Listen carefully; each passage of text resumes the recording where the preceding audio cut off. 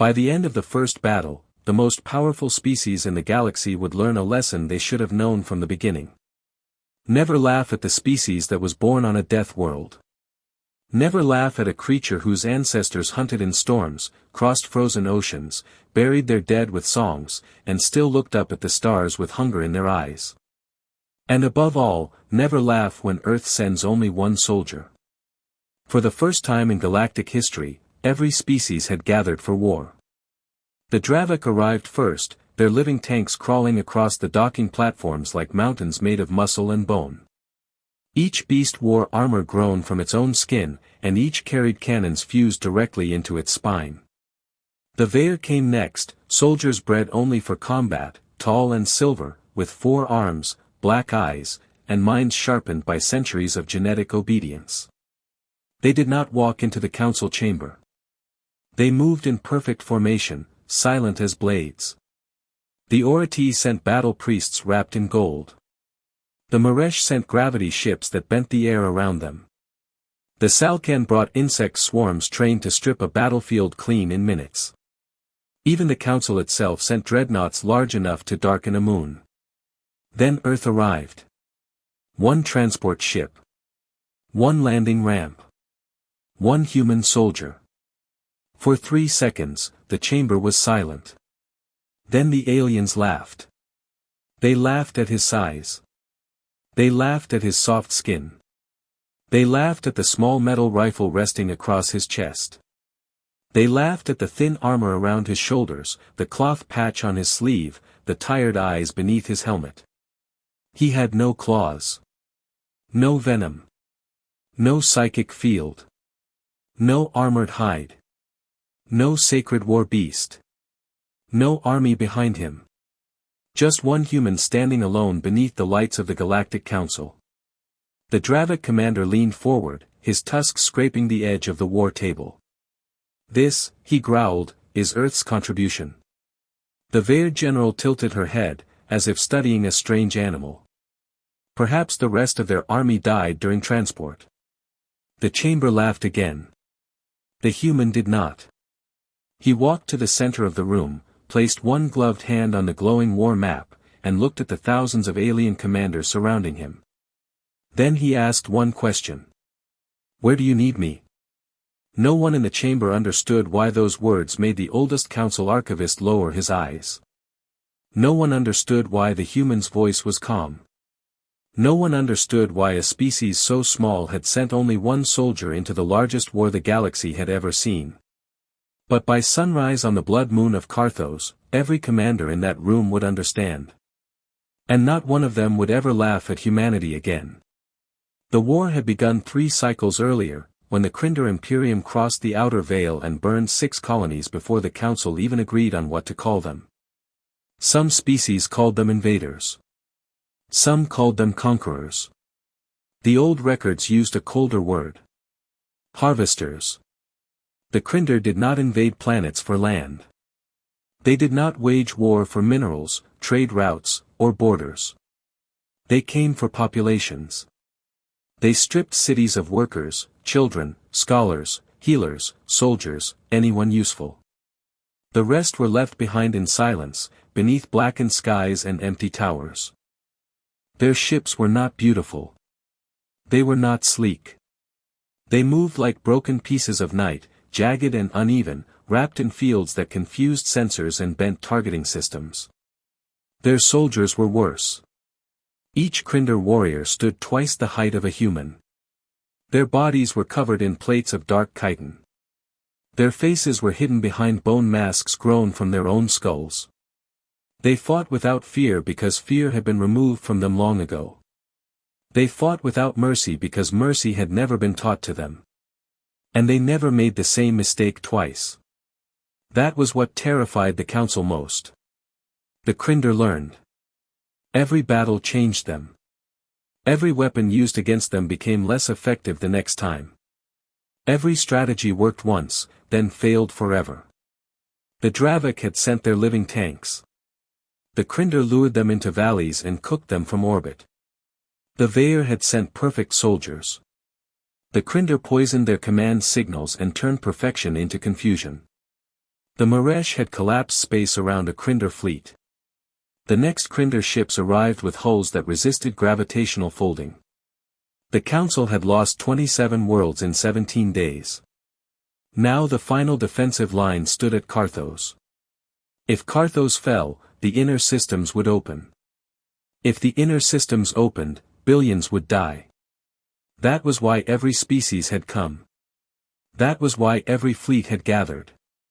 That was why the Galactic Council had swallowed its pride and sent invitations to every world with weapons, ships, or soldiers.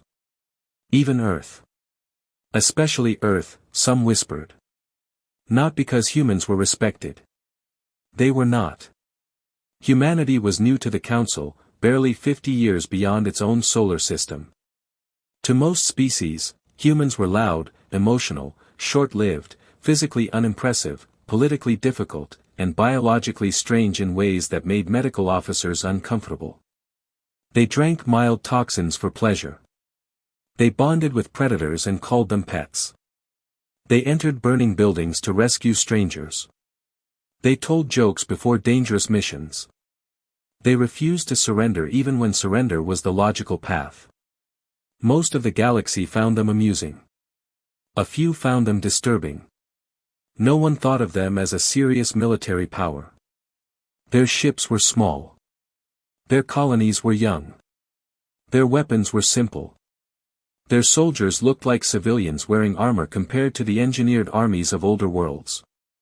So when Earth's transport docked at Carthos Station and released only one soldier, the laughter seemed natural. Expected, even. The human's name was Sergeant Elias Vale. He was 39 years old by Earth standard, though several alien officers assumed he was either very young or very ill because humans gave such confusing biological signals. He had dark hair cut close to his skull, a short scar beneath his left eye, and the steady expression of someone who had once learned how to be afraid and then decided not to let fear make decisions for him. His armor was matte black, plain, scarred across the chest and shoulder plates. It was not ceremonial. It was not polished for the Council. It looked like it had been repaired too many times by hands that cared more about function than beauty. On his right sleeve was the blue and white emblem of Earth. On his left, a smaller patch showed a word none of the aliens could translate correctly. Ranger. He stood alone while the Council debated whether Earth had insulted them. The Dravik commander, General Theroin, slammed one heavy fist onto the war table. This is mockery. The table trembled beneath the blow. Several small holographic ships flickered above Carthos, vanished, then reformed. The human glanced at them, then back at Theroin. No, sir. The word sir reached Theroin's translator as a gesture of respect. That annoyed him more. You were asked for military support. That is why I am here. One soldier. Yes. You expect us to believe your world has only one soldier to spare. Elias looked around the chamber. No. The Veiled General stepped forward. Her name was Sol Virith, commander of the 9th Perfection Legion. She had never lost a duel, never disobeyed an order, and never wasted a movement. Then why are you alone? Elias looked at the war map. Because you asked for help against an enemy that adapts to mass tactics, fleet doctrine, repeated weapons profiles, command signals, and predictable species behavior. The chamber quieted. Only slightly. Elias continued. If Earth sent a fleet, they would study our ships. If Earth sent an army, they would study our formations. If Earth sent our best weapons, they would build counters before we could use them twice. He lifted his eyes. So Earth sent a variable. The translator paused on the final word, then rendered it across 700 languages. Variable. A few commanders stopped smiling. General Theroin did not. You are not a variable, he said. You are meat. Elias nodded once, as if accepting the criticism. Yes. The laughter returned, louder this time. Somewhere near the back of the chamber, an Orati battle priest muttered, at least he knows. Elias did not answer. He simply looked again at the glowing red mark spreading across the Carthos moon. Where do you need me? Admiral Kel Roven, Supreme Coordinator of the Council Defense Fleet, was older than most species in the chamber had been spacefaring. His body was narrow and pale, with translucent skin that revealed faint pulses of blue light beneath. His people were not warriors. They were navigators, diplomats, historians. That was why he listened when others mocked. He had read the human file. Not all of it. No one could read all human military history without developing either horror or respect. But enough. He knew humans had fought wars against impossible odds before they ever reached the stars. They had fought in mud, ice, jungle, desert, mountain, city, trench, ocean, sky, and vacuum. They had fought with stones, arrows, rifles, machines, viruses, satellites, silence, and patience. They had lost terribly. They had won terribly. They had done both with a creativity that made older civilizations uncomfortable. So when Elias asked where he was needed, Admiral Roven did not laugh. He expanded the war map. A dark red scar glowed on the southern continent of Carthos. The Crinder have landed here. Valley 9. They are building a ground relay to disrupt our orbital shields. If that relay activates, our fleet loses protection from surface fire. After that, their ships break through. Elias studied the terrain. How long until activation? 6 hours. How many council units are deployed? 3 Dravik armored columns, 2 Vair strike regiments, Salkin aerial swarms, Maresh artillery teams, and 70,000 local defenders. Elias was quiet. And they are losing. The words were not a question. Admiral Roven's gaze flickered. Yes. General Theroun growled. They are holding. Elias looked at him. If they were holding, you would not be sending me. The chamber sharpened around that sentence. A few hands moved toward weapons. Elias did not step back. For the first time, General Theroun did not laugh. His tusks parted slightly. You speak boldly for someone who arrived alone. No, Elias said. I speak quickly because we have 6 hours. Admiral Roven pressed one long finger into the map. A smaller projection rose from the table, showing jagged cliffs, red forests, and a black structure forming in the center of the valley. The relay core is here. We cannot reach it. Every direct assault has failed. Their adaptation rate is accelerating. Our losses are severe.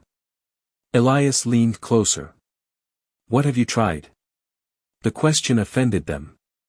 Not because it was rude. Because it sounded practical. Vair General Saul answered first. Coordinated frontal strike under artillery cover. Failed. Reason? They adjusted to our artillery pattern and created layered shields. Dravik General Theroun spoke next. Armored breakthrough. Failed because the valley floor was seeded with burrowing mines. Infantry. Mass casualties. Aerial. The Salkan queen clicked her mandibles. They released heat-seeking spores. Our swarms burned in the air. Elias nodded. What about a small team approach? Silence. The aliens looked at one another. General Saul's voice cooled. Small team operations are inefficient against superior numbers. Elias almost smiled. Almost.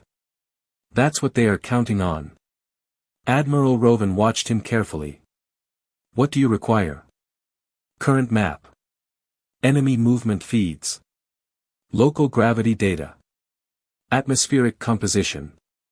Ammunition access. Medical kit. And transport to the nearest defensible drop point. General Theroun barked something his translator politely softened to a laugh. You intend to attack the relay alone? No. Elias looked down at Valley 9. I intend to make them think I am irrelevant long enough to become a problem. The first battle of Carthos was already a disaster by the time Sergeant Elias Vale reached the surface.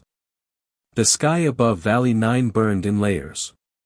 Council ships fired from orbit, their beams breaking apart against Crinder shield umbrellas that shimmered like black glass. Crinder artillery answered from the ground, streaking upward in violet lines that bent at impossible angles before striking hulls from below. The moon itself shook. Carthos was not beautiful in the way most council homeworlds were beautiful.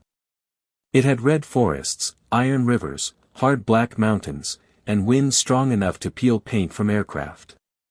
It had been colonized by 3 species and abandoned by 2 before the council turned it into a shield world. Now it was the door to the inner galaxy. And the Crinder had their claws around the handle. Elias sat inside a council-drop shuttle beside 6 aliens who had been assigned to deliver him and retrieve any useful remains if possible. They did not speak to him. He checked his rifle. Then his sidearm. Then the seals on his armor.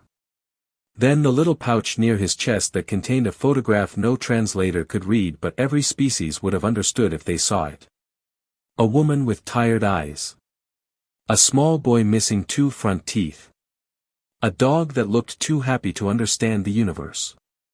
Elias pressed the pouch once, closed it, and looked toward the cockpit. How far? The pilot, a Maresh with 3 pairs of thin hands, answered without turning. 2 minutes to drop. One of the Vale escorts finally spoke. You will die before reaching the valley floor. Elias adjusted the strap on his shoulder. Maybe. The Vale frowned. That does not concern you. It concerns me.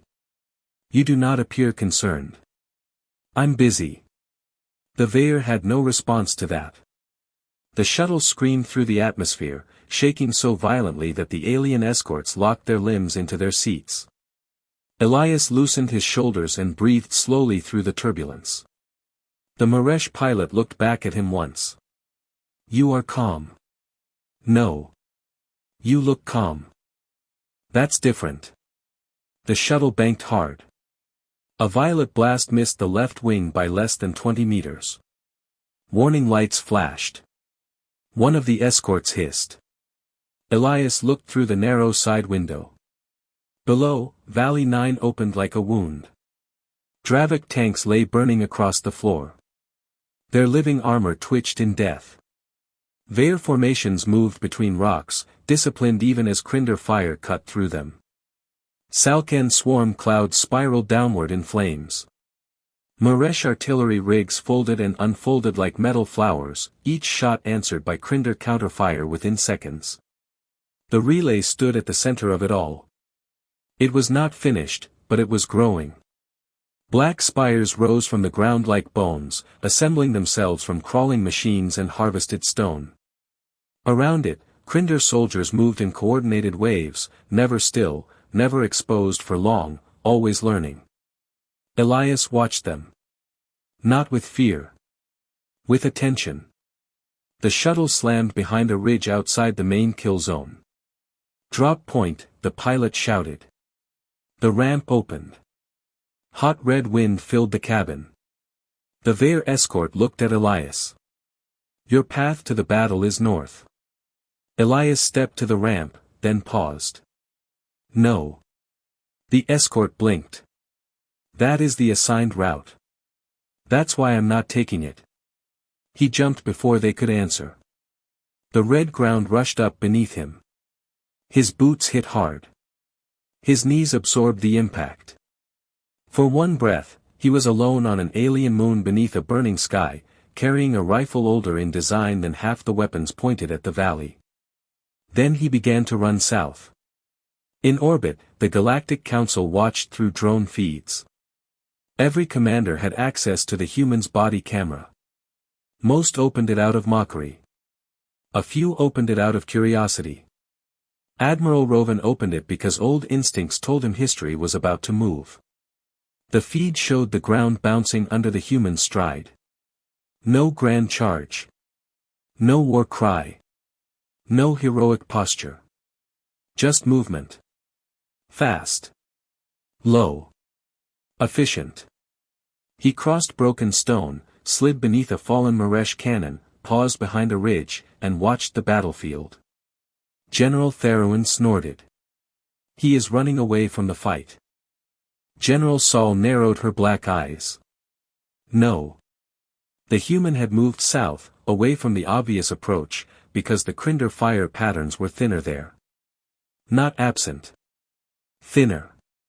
He had noticed something their algorithms had missed. The Crinder were defending against armies. Not individuals. Elias dropped onto his stomach and crawled through red grass that sliced against his armor. Twice, Crinder scout drones passed overhead. Twice, he remained completely still. A Dravik officer laughed. Primitive. Hiding in plants. Admiral Rovan did not answer. On screen, Elias reached the edge of a crater where 3 Vaer soldiers lay wounded. Their silver armor was cracked. One had lost 2 arms. Another tried to stand and failed.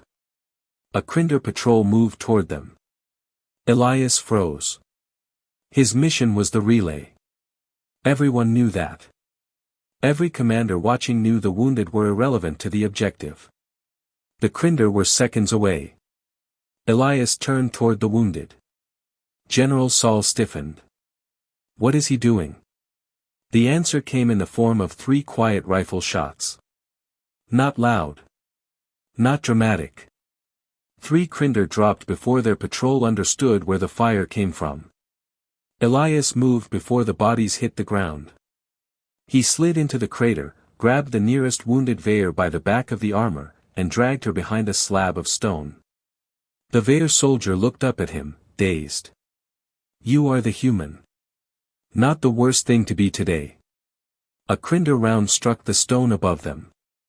Shards sprayed across Elias's shoulder. He pulled a medical seal from his pack and slapped it against the Vaer's broken side. You can move. No. Can you shoot? The Vaer blinked. Yes. Elias placed her rifle into her remaining hands and pointed toward a ridge. Then cover that gap. He crawled to the second soldier, tied a pressure band around a wound he did not fully understand, and dragged him beside the first. The third Vaer was unconscious. Elias lifted him with a grunt and pulled him behind cover just as Crinder fire tore through the ground where his head had been. In the council chamber, the laughter faded 1 layer at a time. General Saul's voice was very quiet. They mocked him in the chamber. Admiral Rovan watched Elias push the unconscious Vaer into a safer position. Yes. He knows. Yes. And he saves them anyway. The old admiral did not look away from the screen. Yes. The Crinder patrol advanced in pairs. Their rifles adjusted after every shot, correcting for wind, recoil, angle, distance. They were learning the human's position. Elias saw it happen. He fired twice, moved 3 meters, fired once, rolled behind a broken drone, then stopped firing completely. The Crinder adjusted toward the last known muzzle flash. The wounded Vaer covered the gap exactly where he told them to. 2 Crinder fell. Elias threw a small cylinder not at the enemy, but behind them. It burst into white smoke. The Crinder turned toward the distraction. Elias moved through the smoke instead of away from it. The body camera became chaos. Stone. Smoke. Black armor. A flash of human hands. 1 Crinder went down with a knife beneath its mask. Another turned too late. Elias fired into the joint beneath its arm, the only gap his first 3 shots had revealed. By the time the smoke thinned, the patrol was gone. Elias returned to the wounded Vaer, breathing harder now. Evac beacon. 1 soldier stared at him. You came for us. No. I came through you. Big difference. He activated the beacon and stood. The wounded soldier reached for his arm. Human. Elias looked down. The Vaer hesitated, as if the words were unfamiliar. Thank you. Elias nodded once. Stay alive. Makes the paperwork easier. Then he ran toward the valley. On the war table, his little blue marker moved behind enemy lines. No one laughed. The first serious argument began 17 minutes later. General Tharoun wanted the human recalled. Not because he cared whether Elias survived. Because Elias had already moved beyond Dravik forward lines, and Tharoun did not like unknown units operating inside what he considered his battlefield. He will compromise our assault pattern, the Dravik said. General Saul replied before Admiral Rovan could. Your assault pattern is failing. Tharoun turned slowly toward her. Repeat that. Saul did not blink. Your armored columns have lost 43% strength. The Crinder adapted to your movement density. The human is not following your pattern. That is why he is still alive. Still alive is not victory. No, Saul said. But it is becoming interesting. The human marker vanished. The chamber tensed. Admiral Rovan touched the display. Signal lost. Tharoun rumbled. Dead. A second later, the Crinder artillery battery on Ridge 4 exploded. The chamber went silent. The explosion was small by orbital standards. It did not crack the valley. It did not vaporize armies. But it destroyed 3 guns that had held down the western approach for 2 hours. A Dravik armored column that had been pinned behind stone began moving again. The human marker reappeared on the far side of the ridge. General Tharoun leaned closer to the map. How? No one answered. Elias had not destroyed the battery with heavy weapons. He had none. He had found the cooling vents. He had watched the firing cycle. He had crawled beneath the battery while Crinder soldiers aimed at armies in the valley, placed 2 shaped charges inside a maintenance opening, and left before anyone noticed that one small creature had become more dangerous than 1,000 charging beasts. His body camera returned with static around the edges. His breathing was rough. A strip of red light blinked on his armor. Suit damage. He ignored it. He knelt behind a rock, pulled up the tactical feed, and studied the enemy relay. The Crinder had adapted again. Their outer patrols were tightening. Drones were sweeping lower. Sensor towers rotated toward random sectors now, no longer following Council unit movement. The enemy knew something was inside their lines. Not what? Not yet. Elias smiled faintly. Now you're paying attention. The voice carried through the Council feed. Several translators struggled with the tone. It was not happiness. It was not fear. It was recognition. Like a hunter seeing the eyes of another hunter in the trees. The Crinder changed their pattern. So did he. He stopped moving like a soldier in a battlefield and began moving like a memory. Briefly present, then gone. A shadow in smoke. A heat mark among burning machines. A pressure signal beneath artillery vibration. The aliens watching him did not understand all of it at first. Then Admiral Rovan ordered the feed slowed and layered with tactical reconstruction. The chamber watched again. Elias crossed open ground during the exact 3 seconds between 2 Crinder scan sweeps, not because any device told him to, but because he had counted their rhythm. He avoided a buried minefield by noticing the way dust collected above disturbed soil. He identified an enemy command unit not by rank markings, which the Crinder did not use, but by how other soldiers adjusted their spacing around it. He shot lights. He cut wires. He jammed doors. He did not try to win the battlefield. He made the battlefield harder for the Crinder to understand.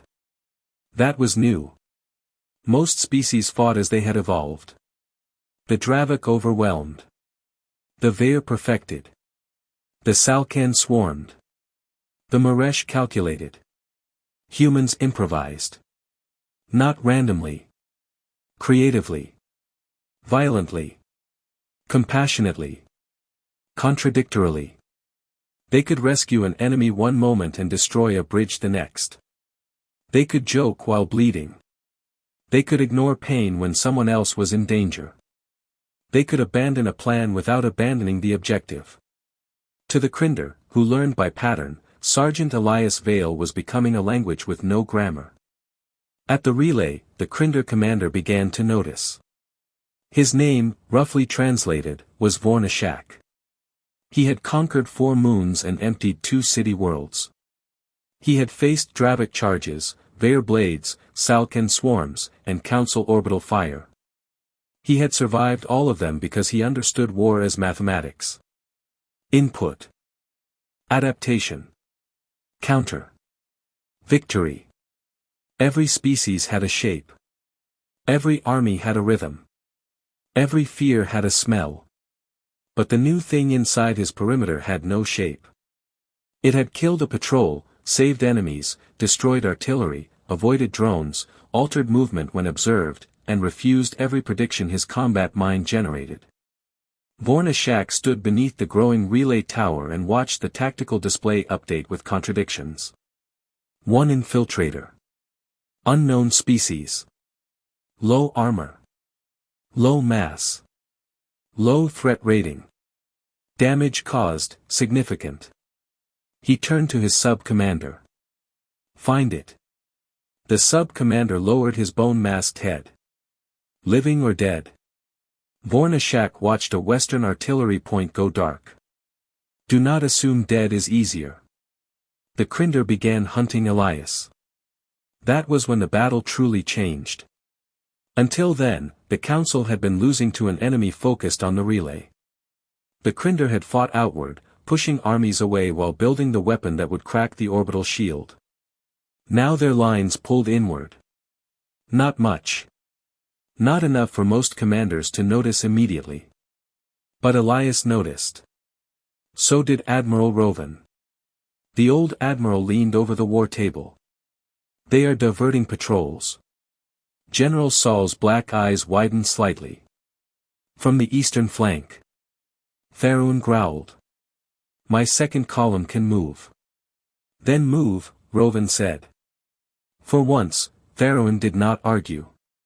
The Dravik second column surged forward, living tanks roaring through smoke, their cannon spines firing into the gap Elias had created without ever touching it.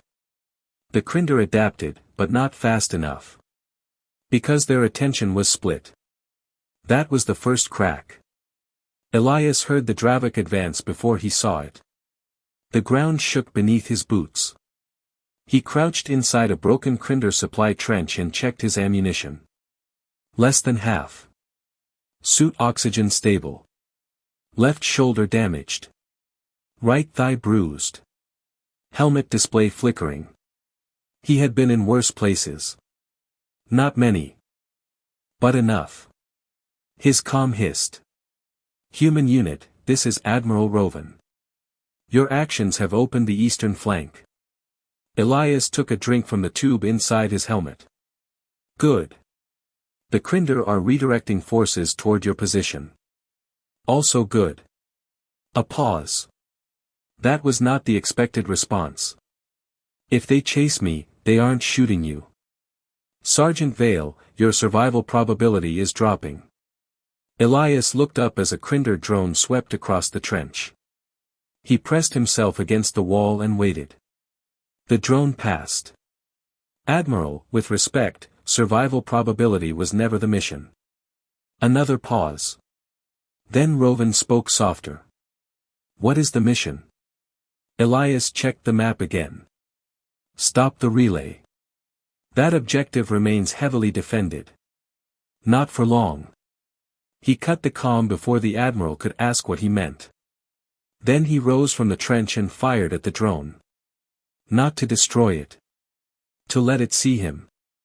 The drone spun, flashed red, and sent his position to every Crinder unit nearby. In the council chamber, General Saul whispered, he revealed himself. General Faroon bared his tusks. Madness. Admiral Rovan watched the Crinder patrols turn. No. The old Admiral understood now. Not fully. But enough. He is pulling them. Elias ran. Crinder rounds tore through the trench behind him. He vaulted over a broken artillery pipe, slid down a slope of black dust, rolled beneath a crawling machine, and came up firing. He did not shoot to kill every pursuer. He shot to slow. A knee joint. A sensor eye. A weapon barrel. A fuel line. A command link. Every shot forced correction. Every correction forced delay. Every delay widened the space behind him. Crinder soldiers poured after him, disciplined and silent, black armor moving between red rocks. To the council commanders, it looked suicidal. To Elias, it looked like bait taken cleanly. He led them west. Away from the relay. Away from the wounded. Away from the Dravik column. Toward Dead Glass Basin. The name came from the first colonists on Carthos. Long before the war, a meteor had struck the moon hard enough to melt sand into a wide plain of dark glass. It reflected heat strangely. It confused older scanners. Vehicles avoided it because cracks beneath the surface could swallow heavy machines without warning. No council commander had considered it usable terrain. The Crinder did not know it at all. Elias did. Because he had read the old survey file during the drop. He reached the basin with blood running down his left arm inside the armor. His suit had sealed the wound, but the pressure hurt with every movement. Behind him, 29 Crinder entered the glass field. Then 36. Then 50. Elias slowed. The Crinder accelerated. The first soldier stepped onto the black surface. Nothing happened. The second advanced. Still nothing. The third raised a weapon. Elias fired one shot into the glass at his own feet. The basin sang. Not cracked. Sang. A deep, terrible note rolled beneath the surface, traveling through hidden fractures formed centuries earlier by impact and heat. The Crinder paused. Elias fired again. The note became a scream. The glass opened. Not all at once. In lines. In spiderwebs. In sudden black mouths beneath armored feet. The first 10 Crinder vanished waist deep. The next rank stumbled. The ones behind them pushed forward without understanding the terrain was no longer solid. Elias ran along a narrow ridge of stable rock he had marked from the survey map. The Crinder tried to adjust. Too late. Their weight betrayed them. Their discipline betrayed them. Their assumption that a smaller creature was fleeing betrayed them. A quarter of the pursuit force sank into the broken basin. The rest scattered, and for the first time since the invasion began, Crinder formation integrity failed on open ground. In orbit, the council chamber erupted. Not with laughter. With shock. General Theron slammed both fists on the table. He used the ground. General Saul leaned in, face unreadable. He used their weight.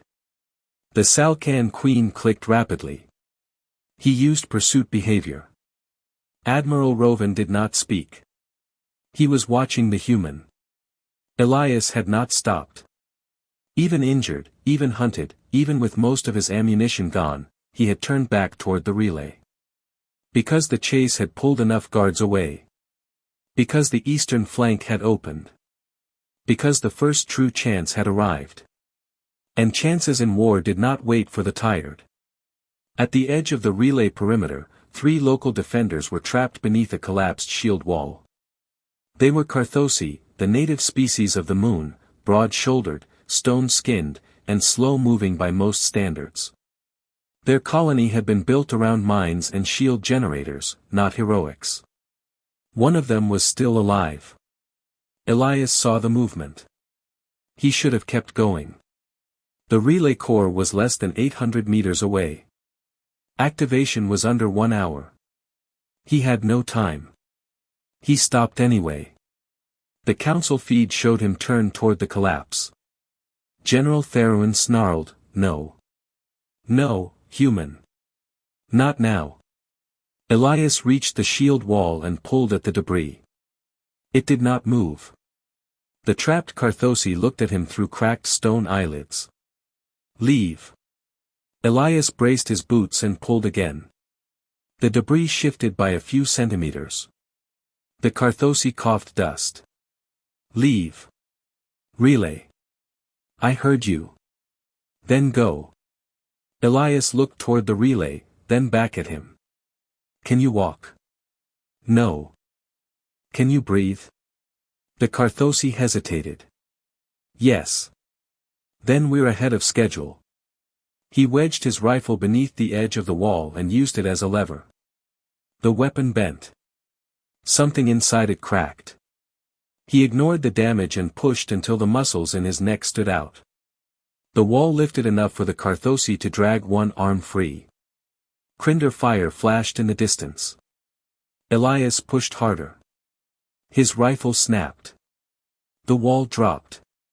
Elias shoved his shoulder beneath it before it crushed the Carthosi again. His damaged suit screamed warnings. In the council chamber, no one moved. On the feed, Elias's breath became harsh. The Carthosi stared at him. Why? Elias gritted his teeth. Because you're still here. The Carthosi dragged himself free inch by inch. The moment he cleared the wall, Elias collapsed to one knee. His left shoulder plate had buckled. Blood dotted the inside of his visor display. The Carthosi reached toward him. You are injured. So are you. You need weapon. Elias looked at his broken rifle. Noticed that. The Carthosi lifted a heavy mining cutter from the debris. It was not a weapon. It was a tool for slicing stone. Too large for most species to carry easily. Elias took it with both hands. The cutter's weight dragged his arms down. The Carthosi watched him adjust. Too heavy. Elias breathed once. Then again. Then lifted it. Good. He turned back toward the relay. Behind him, the Carthosi whispered something his translator did not catch. But Admiral Roven's system did. It was an old local blessing. Stone remembers the hand that lifts it. The relay tower was now awake. Black energy moved through its ribs. Crinder machines climbed its surface like insects. At the base, a shield dome pulsed in uneven waves, protecting the core while it synchronized with the enemy fleet above. 20 minutes to activation. Elias crouched behind a ruined wall and studied it. No rifle. 3 pistol magazines. 2 charges. 1 mining cutter. Damaged armor. Partial comms. 1 body. Against a fortress. He closed his eyes for 1 second. In that second, he did not think of glory. He did not think of the council. He did not think of the aliens who laughed. He thought of a small kitchen on Earth, morning light through a window, his son asking whether stars had weather, his wife telling him to come home with all his fingers this time. He had smiled then. He smiled now. Working on it, he whispered. Then he opened his eyes. The Crinder expected direct assault. The council expected infiltration. Elias did neither. He walked out into the open. In the council chamber, General Saul actually stepped forward. What is he doing? The Crinder nearest the relay saw him immediately. Weapons rose. Sensors locked. Targeting beams painted his armor in red. Elias dropped the mining cutter. Raised both hands. And kept walking. The chamber erupted with overlapping voices. Insanity. Surrender. Human weakness. Signal failure.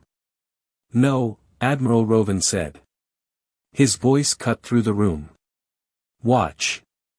Elias walked until he reached the edge of the shield dome.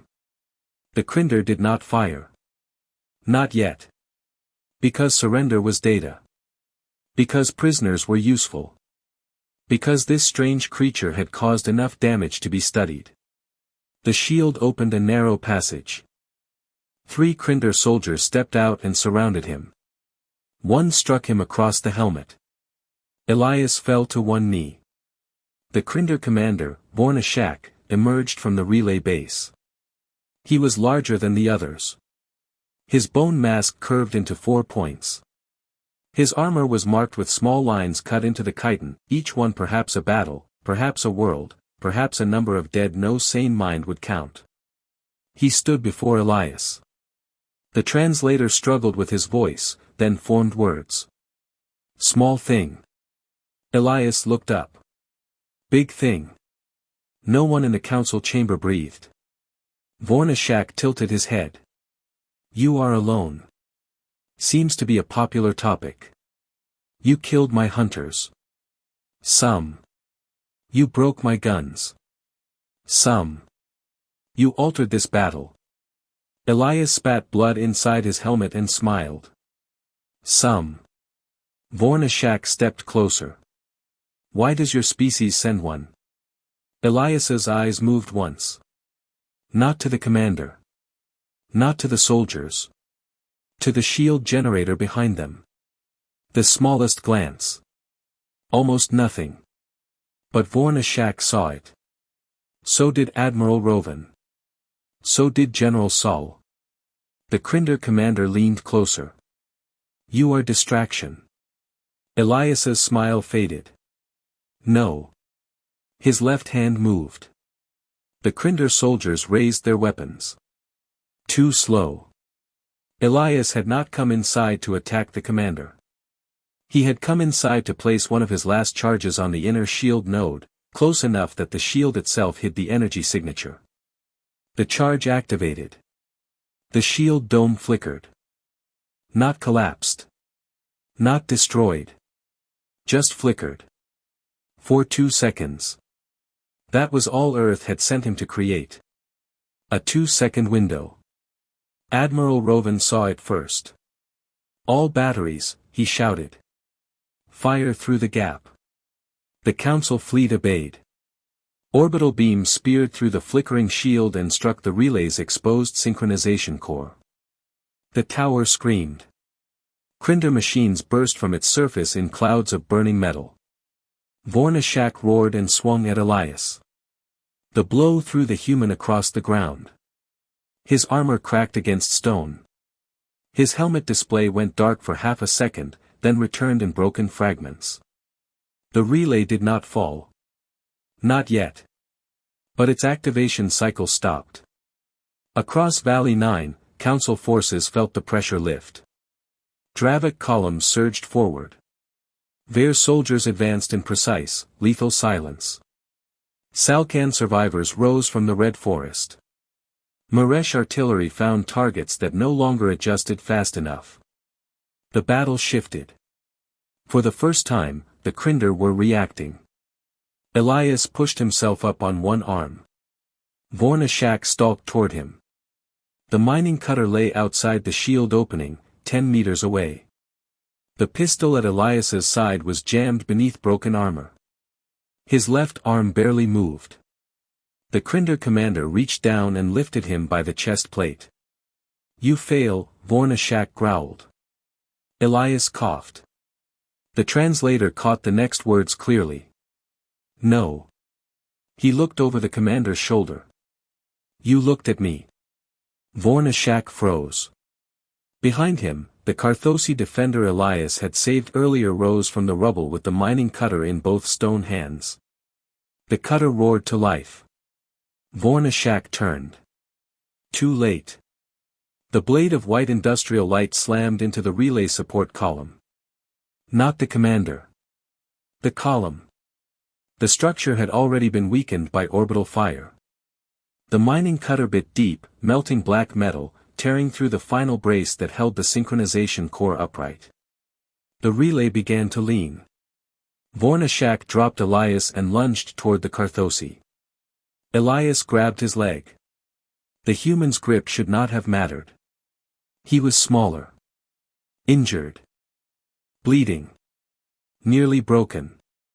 But the Crinder commander stumbled for one step. One step was enough. The relay core collapsed inward. A pulse of black light flashed across Valley 9. Every sensor went blind. Every communication channel cracked with static. Every soldier, alien and human, saw the tower fall.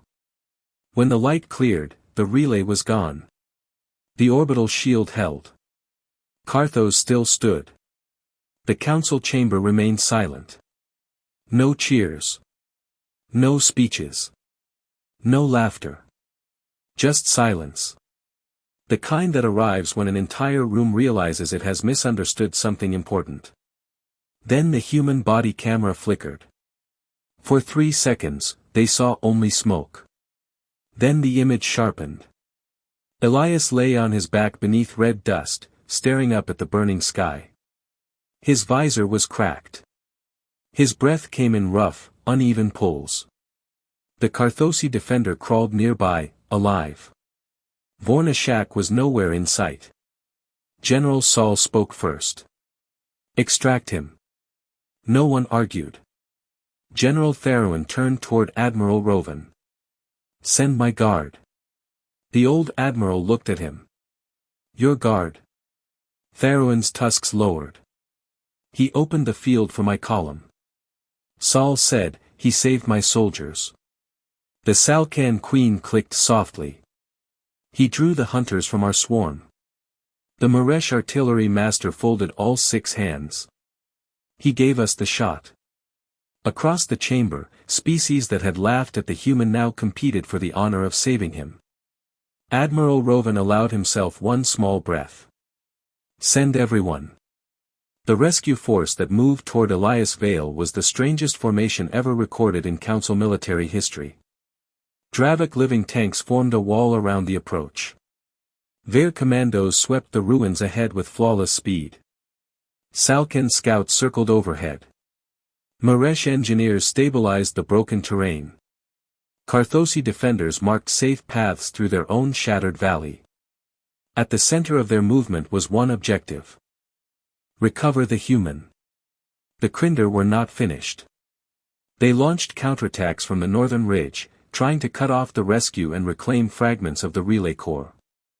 Their soldiers fought with their usual silence, but something had changed. Their adaptation was slower. Not because they had become weaker. Because the battle no longer belonged to one pattern. The Dravik charged, then stopped unexpectedly to create cover. The Vair broke formation, then reformed around wounded soldiers. The Salkan swarms used smoke trails to hide Maresh artillery adjustments. The Carthosi opened old mining tunnels and struck from below. The council species were copying the human. Not perfectly. Not elegantly. But enough. For centuries, they had fought according to doctrine, biology, and tradition. Now, because one injured human had treated the battlefield like a living puzzle, they began to improvise. The Crinder did not adapt well to that. At the center of the ruins, Elias heard the battle before he could move. His suit kept telling him unhelpful things. Left shoulder compromised. Helmet breach contained. Blood loss moderate. Right side impact trauma. Rifle offline. Medical attention recommended. He laughed once, which hurt enough that he decided not to do it again. The Carthosi defender crawled closer. You live. Elias turned his head slightly. For now. You stopped relay. We stopped relay. The Carthosi was quiet. I told you to leave. I get that a lot. The ground shook as Dravik tanks approached. Elias tried to sit up and failed. The Carthosi placed one heavy stone hand on his chest, gentle despite its size. Do not move. I hate that advice. It is good advice. That's why I hate it. The first Vair commandos reached them. Among them was one of the wounded soldiers Elias had saved at the crater. Her armor was patched, her movement uneven, but her rifle was steady. She looked down at him. You are difficult to recover. Elias blinked at her through the cracked visor. You're welcome. We did not thank you yet. You did. No, she said. We survived. That is not the same. Before Elias could answer, a shadow fell over them. General Theron himself arrived behind his guard, massive and smoke-stained, one tusk cracked from battle. He looked at the fallen relay. Then at the battlefield. Then at the human on the ground. For a long moment, the Dravik said nothing. Elias looked up at him. If you're here to laugh, I need 5 minutes. Theron lowered his head. Not far. Not deeply. But enough that every camera saw it. I am not here to laugh. The Vair soldiers went still. The Dravik guard rumbled in surprise. Elias studied the general, then nodded faintly. Good. Theron turned to his troops. Carry him. 2 Dravik warriors stepped forward. The Vair soldier raised her rifle. He is injured. Your hands are too heavy. Theron bristled. Our hands are honorable. Your hands are large. The Carthosi defender lifted one finger. I will carry him. You are also injured, said the Vair. The Salkan queen's voice buzzed over comms. We can make a sling. Elias closed his eyes. I am not listening to aliens argue over how to pick me up. Admiral Roven's voice came through the restored channel. Sergeant Vale. Elias opened one eye. Yes, Admiral. You are ordered to accept rescue. Copy that. And medical treatment. A pause. Copy that too. And no further solo assaults. Elias looked at the smoking ruins of the relay. Define further. The entire command channel went quiet. Then, somewhere in the council chamber, someone laughed. Not mockery this time. Something warmer. Something afraid of becoming respect and already too late to stop it. The rescue force pulled him from the ruins under heavy fire. Elias drifted in and out of consciousness during extraction. Later, the official record would show that he remained awake for most of it. That was technically true. It did not mention that half the time he thought he was back in a training swamp on Earth, being shouted at by an instructor who had died 12 years earlier. At one point, he woke to see a Salkan swarm forming a living shield overhead. At another, he saw Vair soldiers carrying wounded Dravik behind cover. Once, he opened his eyes and found General Theron walking beside the medical carrier, using his own armored body to block incoming fire. You are very large, Elias muttered. Theron looked down. And you are very small. Rude. Accurate. Elias considered that. Fair. Then he passed out. When he woke again, he was inside a field medical chamber on Carthos station. The ceiling was too bright. The bed was too soft. 3 alien doctors were arguing over whether human blood pressure was supposed to be terrifying. Elias tried to lift his head. A Vair medical officer pushed him back down with 2 fingers. Do not move. Everyone keeps saying that. Everyone is correct. Where's my armor? Destroyed. My rifle? Destroyed. My mining cutter? That was not yours. Feels rude to mention. The doctor leaned closer. You suffered a cracked collarbone, 3 fractured ribs, internal bruising, blood loss, nerve shock, suit compression trauma, and a minor helmet breach. Elias stared at her. Minor? You are alive. Fair. She checked a monitor. Your species is medically unreasonable. We get that a lot. The door opened. Admiral Roven entered first. Behind him came General Theron, General Saul, the Salkan Queen's representative, the Carthosi defender on a support frame, and several others Elias only vaguely remembered from the chamber where they had laughed at him. They stood around his bed like mourners at a funeral that had been postponed. Elias looked from face to face. This is either good news or I'm in trouble. Admiral Rovan stepped forward. Carthos holds. Elias exhaled. For the first time since the War Council, the tension left his eyes. Good. The Crinder fleet has pulled back beyond the outer moon. How long? Unknown. They are damaged, not defeated. Elias nodded. They'll come again. Yes. Theron crossed his arms. Then we will be ready. Elias looked at him. Will you? The question landed hard. The Dravik general's eyes narrowed, but he did not growl. Admiral Rovan answered. That is why we are here. Elias waited. General Saul stepped closer. You fight unlike any council doctrine. Human doctrine changes depending on who writes it. That explains nothing. Usually. She studied him. You saved soldiers who mocked you. Yes. Why? You needed them. They were not part of your mission. They were part of the battlefield. That is not the same.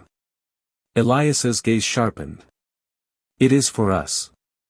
The room grew quiet. The Carthosi defender spoke from his support frame. You carried pain and still lifted stone. Elias looked at him. You cut the relay. Because you came back.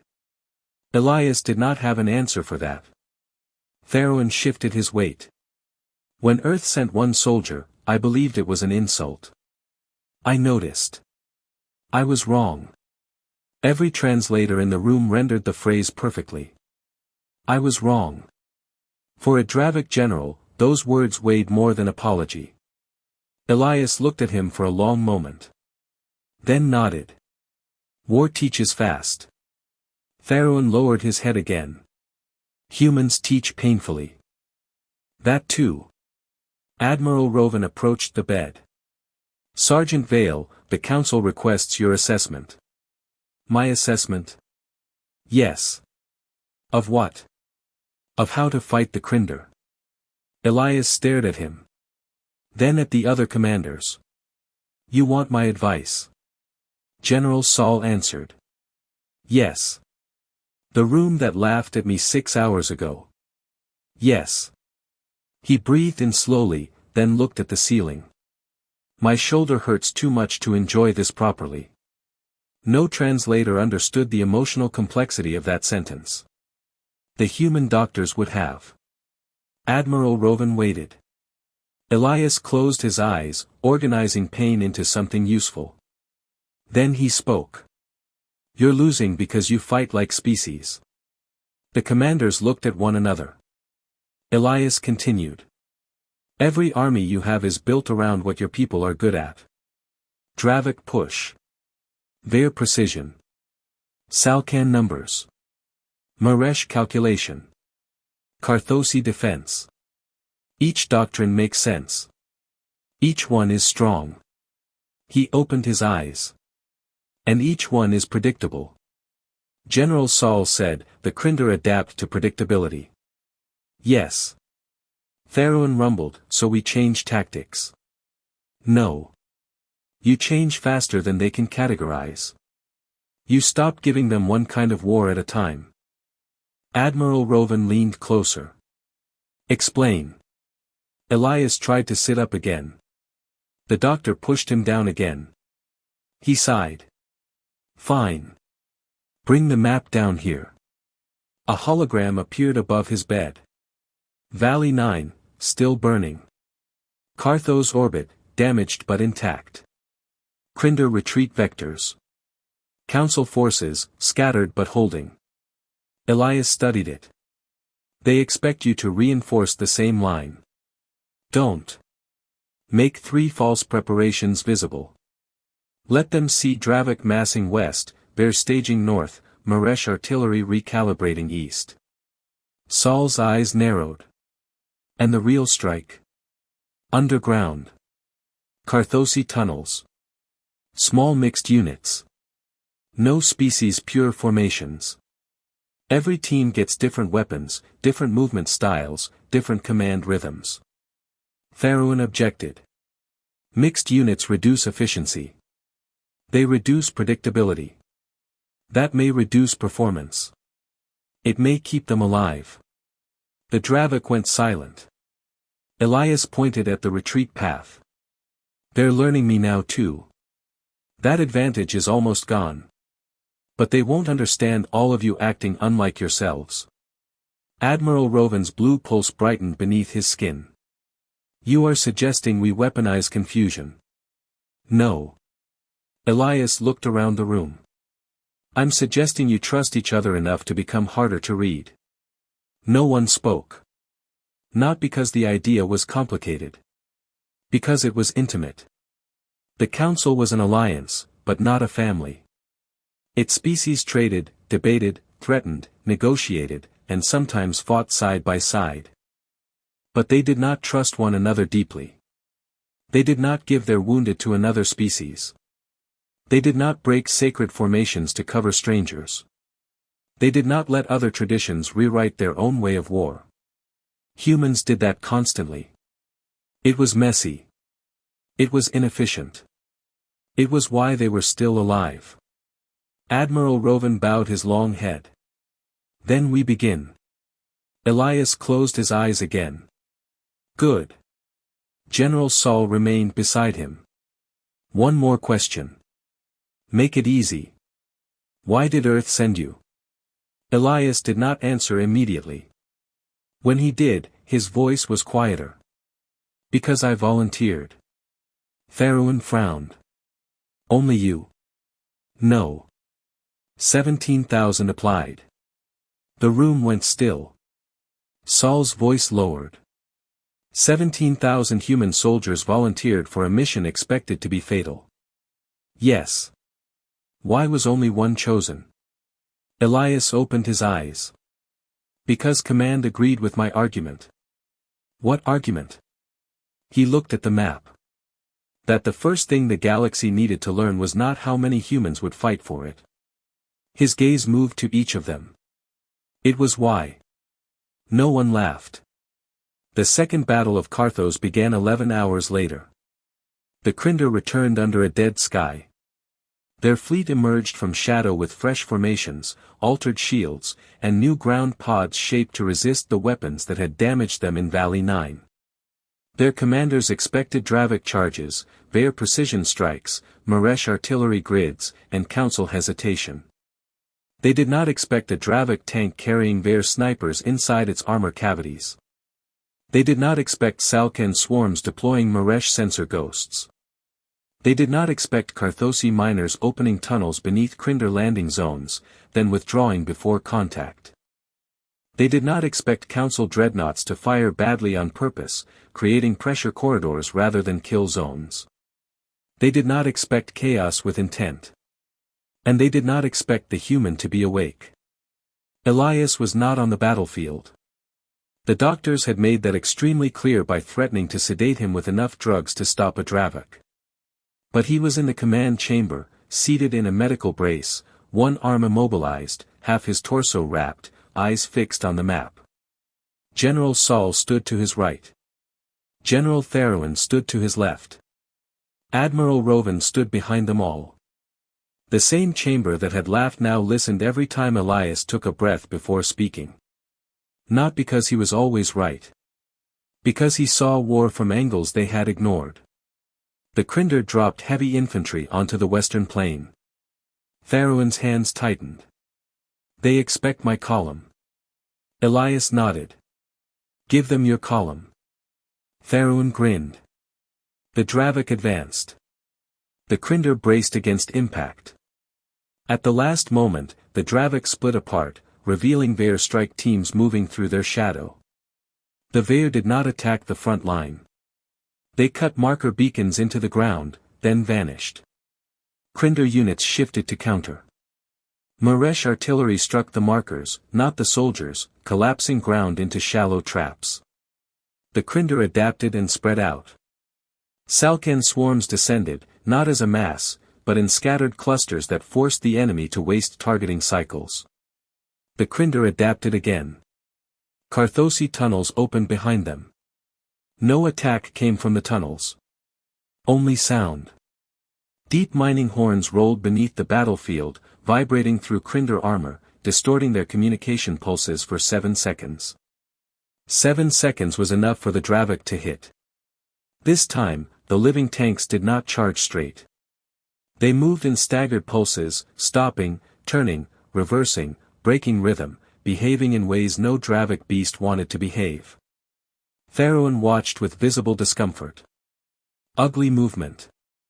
Elias said, beautiful result. Crinder lines bent.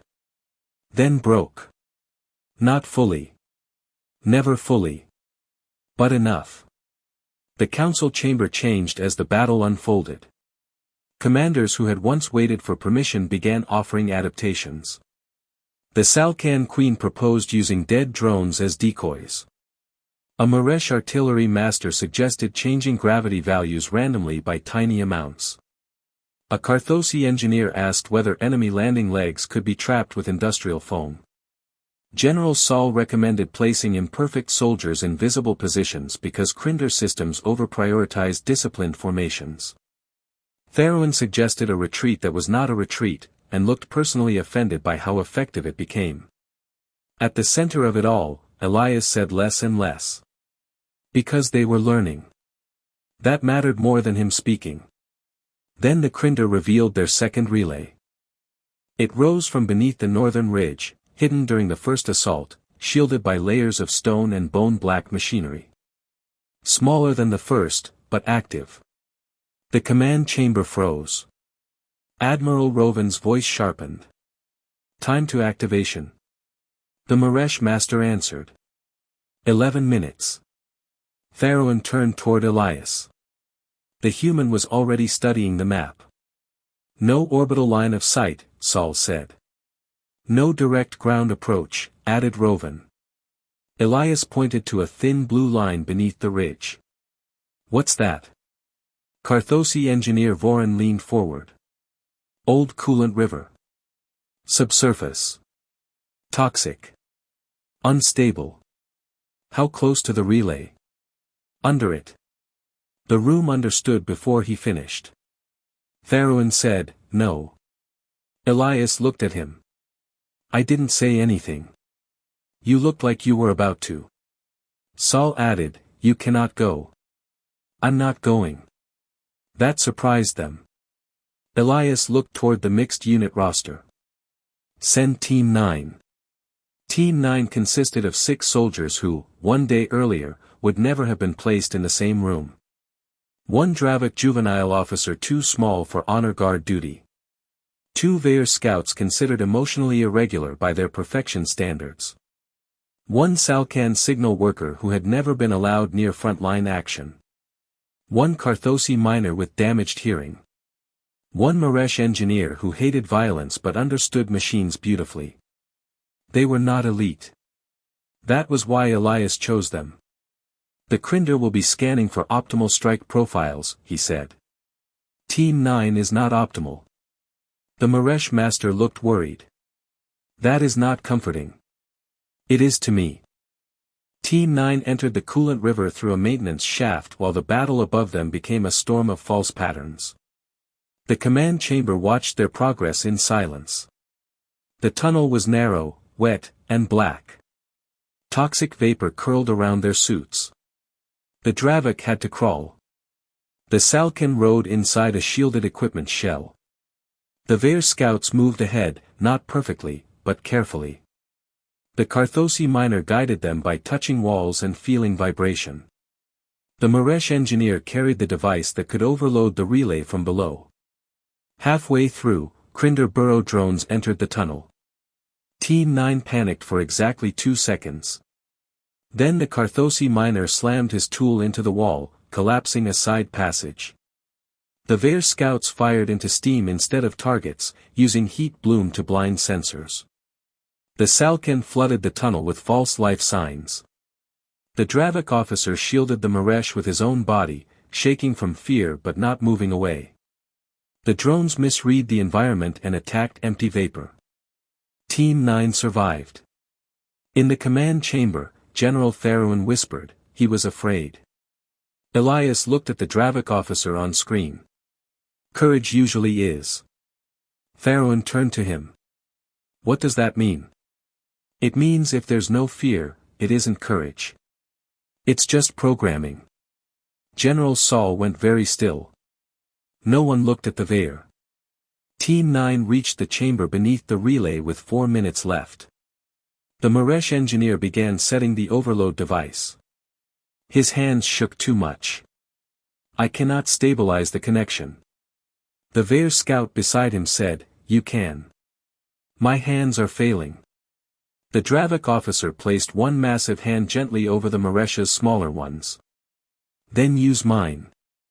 The Maresh looked at him. You will not understand the calibration. No, said the Dravik. But I can hold steady. Together, they connected the device. The Salcan transmitted the trigger. The relay overloaded from beneath. Above ground, the northern ridge split open with black light and fire. The second relay died before activation. The command chamber erupted, not in wild celebration, but in something deeper. Relief. Wonder. Belief. Team 9 climbed back through the tunnel alive. Every one of them. Elias leaned back in his medical brace and closed his eyes. Admiral Rovan watched him. You knew they could do it. No. Elias opened his eyes. I knew the Crinder wouldn't know what to do with them. The second battle ended with the Crinder retreating farther than before. This time, they left behind equipment. Bodies. Data cores. And for the first time, prisoners. One Crinder sub-commander was dragged from a damaged command pod by Veer soldiers and Carthosi miners. He had survived the crash, though half his armor was burned and his bone mask cracked. He refused to speak.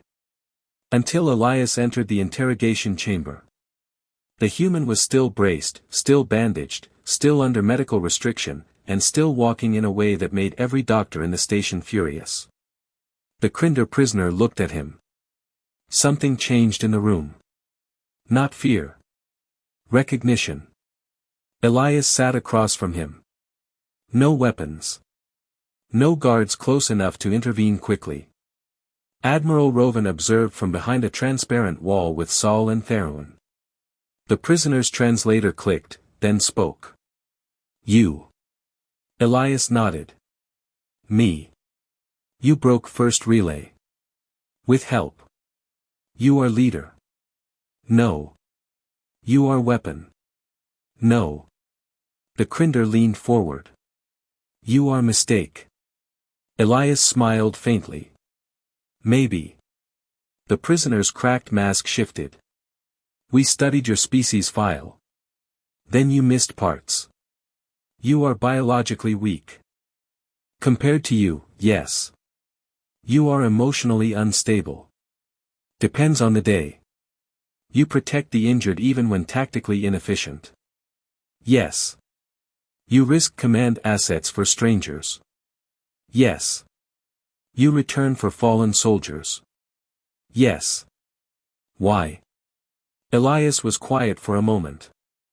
Then he said, because we know what it feels like to be alone. The prisoner did not move. Elias continued. You think that makes us weak. You see attachment as a flaw. You see fear as something to remove. You see mercy as a delay before victory. He leaned closer. Humans tried that too. The observation room went still. Elias's voice remained calm. We tried becoming machines. We tried obedience. We tried cruelty. We tried measuring lives by usefulness. Every time, we paid for it in graves. The Crinder stared at him. So now you lose. No, Elias said. Now we remember. The prisoner's breathing changed. You cannot defeat the Imperium with memory. Elias looked toward the transparent wall, toward the commanders watching him. No. Then he looked back. But we can defeat you with everyone you taught to hate you. For the first time, the Crinder prisoner said nothing. The data cores recovered from the battlefield revealed the truth. The Krindar were not retreating. They were gathering. Beyond Carthos, hidden behind the dead outer moon, the Imperium had assembled a siege mass large enough to overwhelm the orbital shield by force. Relay or no relay, they intended to break through with numbers. Admiral Rovan delivered the news to the command chamber without ceremony. Estimated arrival, 14 hours. No one laughed now. No one mocked. No one argued about honor or doctrine. They looked at the map. They looked at their damaged fleets. They looked at the wounded lists growing across every medical bay. Then, almost without realizing it, they looked at Elias.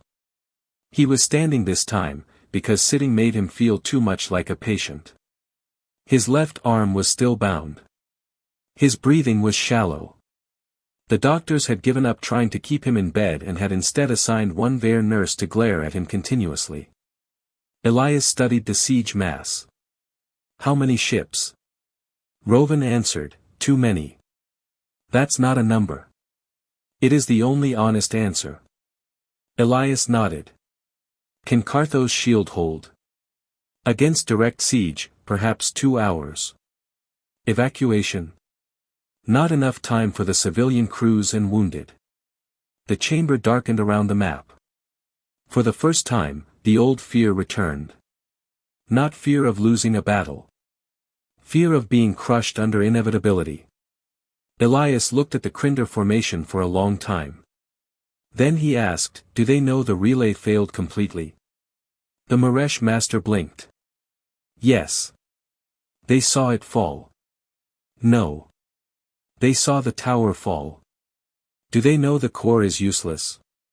Silence. Carthosi engineer Voron leaned in. The core chamber is buried, but some power signatures remain. Elias's eyes sharpened.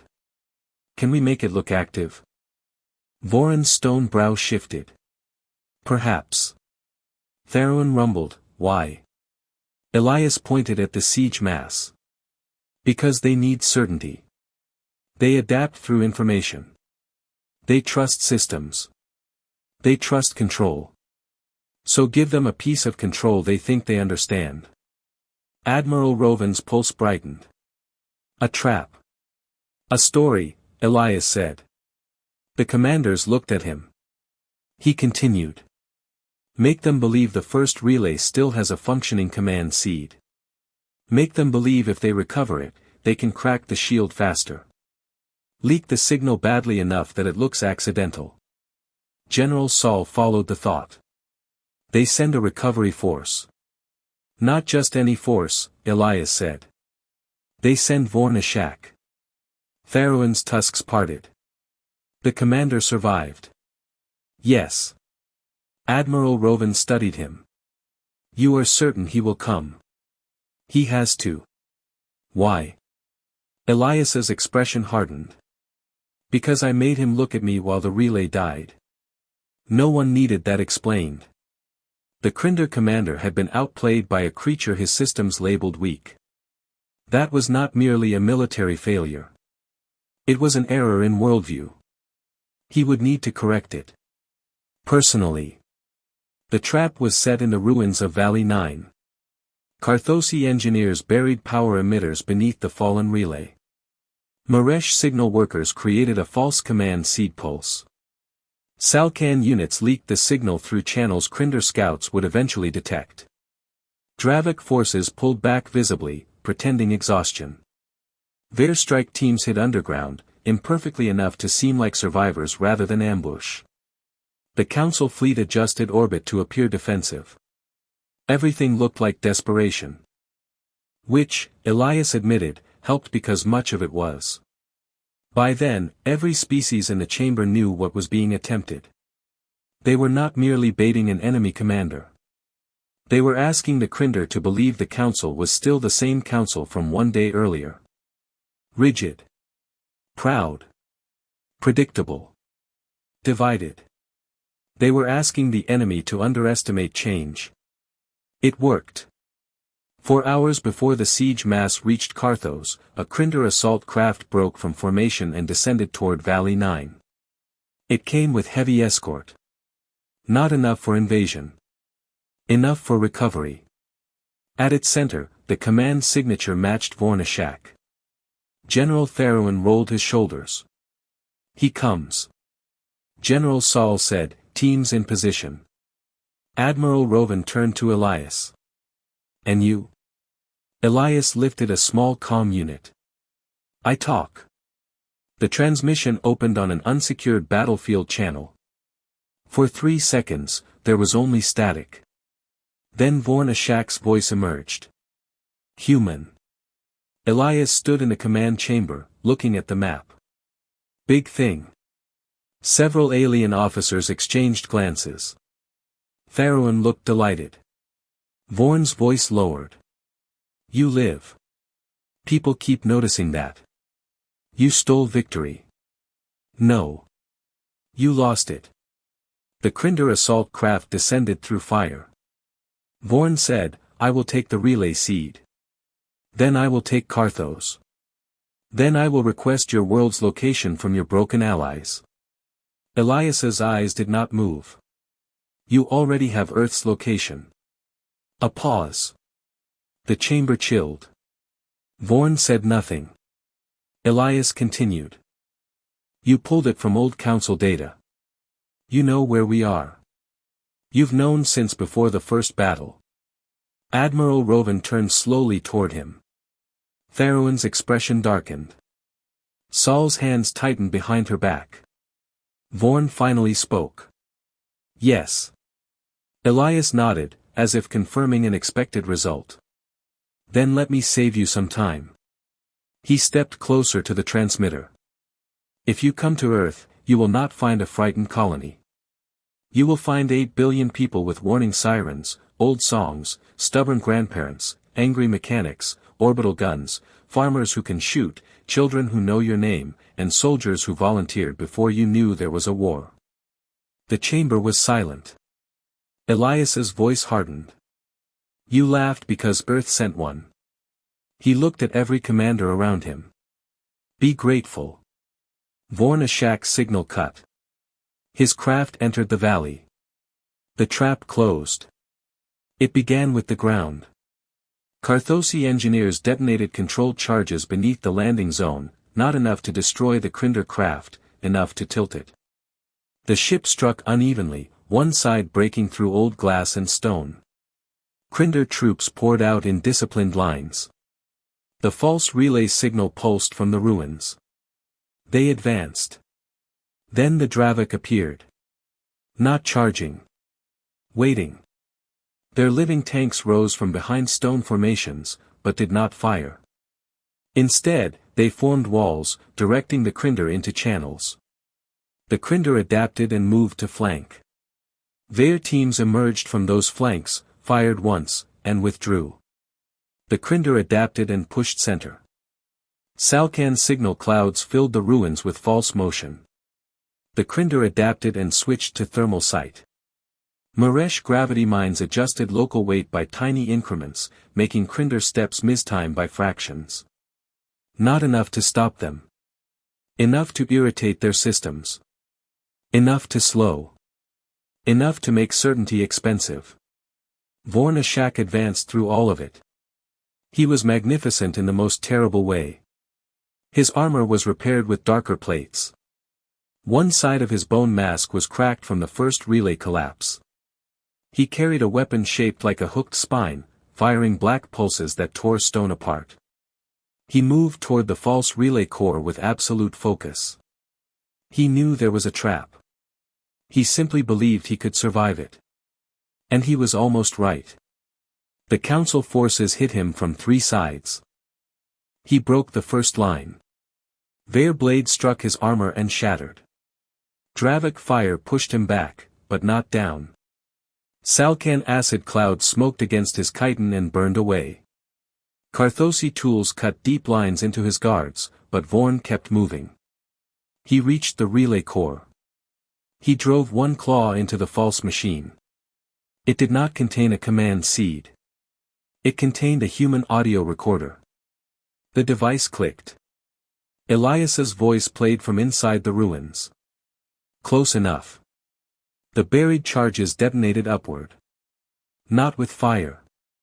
With light. Maresh engineers had built a pulse cage from damaged shield parts, mining tools, and the remains of the first relay. It did not kill. It trapped. For 8 seconds, Vornashak stood inside a cage of white force while the world outside him moved. 8 seconds was enough. Dravik tanks pinned his guards. Ver scouts cut their weapons. Salkan swarms blinded their sensors. Carthosi miners collapsed the exit path. And Admiral Rovan ordered the fleet to fire on the assault craft. The Krinder ship split down its center and burned. Vornashak slammed against the pulse cage once. Twice. On the third strike, it cracked. Elias had expected that. The cage was never meant to hold forever. Only long enough. Team 9 entered from below. The same uneven, imperfect, impossible team that had destroyed the second relay. The Dravik officer carried the shield. The Ver scouts moved on either side. The Salkan signal worker jammed Vorn's armor systems. The Carthosi miner struck the ground behind him. The Maresh engineer activated a magnetic bind built from Krinder salvage. Vorn broke half of it immediately. Then General Tharuin hit him. The Dravik commander struck like a falling wall, driving Vorn back into the cracked cage. General Saul followed, not with a ceremonial strike, but with a simple, brutal cut at the damaged joint Elias had identified during the first battle. Vorn staggered. For the first time, the Krinder commander lost balance. The Carthosi defender Elias had saved lifted the mining cutter again and sliced through Vorn's weapon. The black spine rifle fell in 2 pieces. Vornashak sank to one knee. Still alive. Still dangerous. But beaten. The valley fell quiet around him. Elias's voice came through the battlefield speakers. You wanted to know why Earth sent one soldier. Vorn lifted his cracked mask toward the sound. Elias continued. Because one was enough to make them stop laughing. A transport lowered over the ruins. Council soldiers surrounded Vorn from every side. No one rushed. No one boasted. No one struck him after he fell. That, more than the defeat, seemed to confuse him. The Krinder commander looked at Tharuin. Kill me. Tharuin glanced toward the command channel. Elias answered. No. Vorn's mask shifted. Mercy. No. The human's voice was tired. Consequence. Vorn did not understand. He would. The siege mass reached Carthos 2 hours later. It arrived expecting Vorn's signal. Instead, it received footage. Not edited. Not dramatized. Not accompanied by music or threats. Just the truth. The first relay falling. The second relay burning. Team 9 surviving. Vornashak on one knee, surrounded by species that had stopped fighting as separate armies and started fighting as one battlefield. Then came a final transmission from Admiral Rovan. The council stands. General Tharuin stepped beside him. The Dravik stand. General Saul stepped forward. The Ver stand. The Salkan Queen's image shimmered into the feed. The swarm stand. The Carthosi defender appeared next, one arm in a brace, stone face calm. Carthos stands. Then, against every doctor's advice and several direct threats, Sergeant Elias Vale stepped into the transmission frame. He looked awful. Pale. Bruised. Braced. Alive. He looked directly into the camera, and through it, toward the Krinder siege fleet. Earth stands. The message traveled across the void. The Krinder fleet held position. For 1 minute. Then 5. Then 17. Every commander in the council chamber watched the enemy formation, waiting for the attack that would decide the fate of Carthos. The attack did not come. The Crinder siege mass began to turn. Slowly. Not fleeing. Not broken. But reconsidering. That was the first strategic retreat in Crinder recorded history. No one cheered until the last enemy ship crossed beyond firing range. Then the chamber erupted.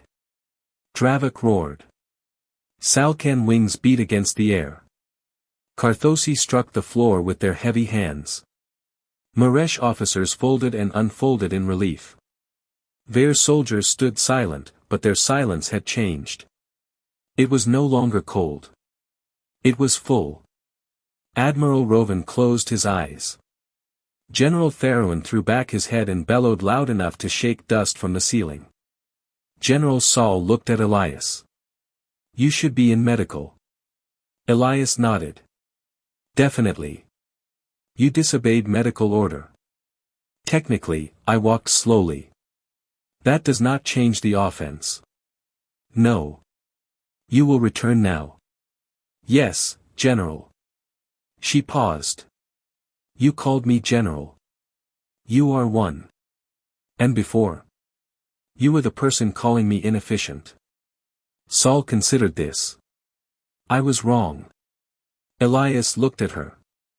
Then at Therouin. Then at Rovan. "Everyone's having a big day." Admiral Rovan approached him. "Sergeant Vale." "Yes, Admiral. When the record of Carthos is written, what should it say of Earth?" Elias was quiet. Around him, the chamber waited. He could have said Earth was strong. He could have said humanity was dangerous. He could have said they should never be underestimated again. All of that was true. But it was not the heart of it. So he said something else. "Say we came when asked." Admiral Rovan bowed. Not as a diplomat. Not as a commander. As someone who understood. It will be written. The story of Carthos spread faster than any official announcement. At first, it moved through military channels. Then through civilian networks. Then through black market recordings, soldier messages, survivor testimonies, intercepted Crinder chatter, and 100,000 retellings that made parts of it larger than truth and parts of it smaller than they deserved. On Dravok worlds, young warriors painted small blue circles beside their tusks to honor the one who opened the eastern flank. Among the Vair, cadets studied the crater rescue and debated whether emotional decision-making could produce superior tactical results. The official answer remained complicated. The unofficial answer became yes. Salkan hatchlings learned the phrase human variable before they learned the names of several council ministers. Carthosi miners carved a human hand lifting stone into the wall beneath Valley 9. The Maresh developed an entire new field of adaptive irregular strategy and were deeply annoyed to discover humans simply called much of it making it up as you go. And across the council, one question appeared again and again. If one human could change a battle, what would happen when many came? The answer arrived 6 days later. Not as a threat. Not as a parade. Not as a demand for praise. It arrived as ships. Earth ships. Hundreds of them. Not as large as council dreadnoughts. Not as graceful as Maresh cruisers. Not as terrifying as Dravok carriers. But they came. Medical ships. Supply ships. Repair ships. Troop transports. Old frigates refitted in desperate haste. Civilian haulers with armor bolted over cargo doors. A hospital vessel with children's drawings taped inside its windows. At their front flew a carrier named Resolute. From it came a transmission to Carthos Station. "This is Admiral Lena Ortiz of the United Earth Defense Command. We apologize for the delay." Sergeant Vale was the first answer. "We are the second." In the council chamber, no one laughed. No one even smiled at first. They simply watched ship after human ship enter formation around Carthos, filling the defensive grid not with perfection, but with presence. General Theron stared at the display. How many volunteered? Elias, who had been forced into a proper recovery bed and was attending by remote projection, answered from the medical bay. For this wave? Yes. About 2 million. The chamber absorbed that badly. The Salcan Queen's translator buzzed in confusion. 2 million soldiers. No, Elias said. 2 million people. Soldiers, medics, engineers, pilots, cooks, mechanics, translators, rescue crews. Command picked what they could move fast. General Saul's voice was careful. And the rest? Elias looked at the human fleet. Waiting their turn. Theron sat down. No one had ever seen him do that during a session. Admiral Rovan smiled, faintly. The galaxy had laughed because Earth sent one soldier. Now Earth had opened its doors. And behind that one soldier stood a species that did not know how to arrive halfway.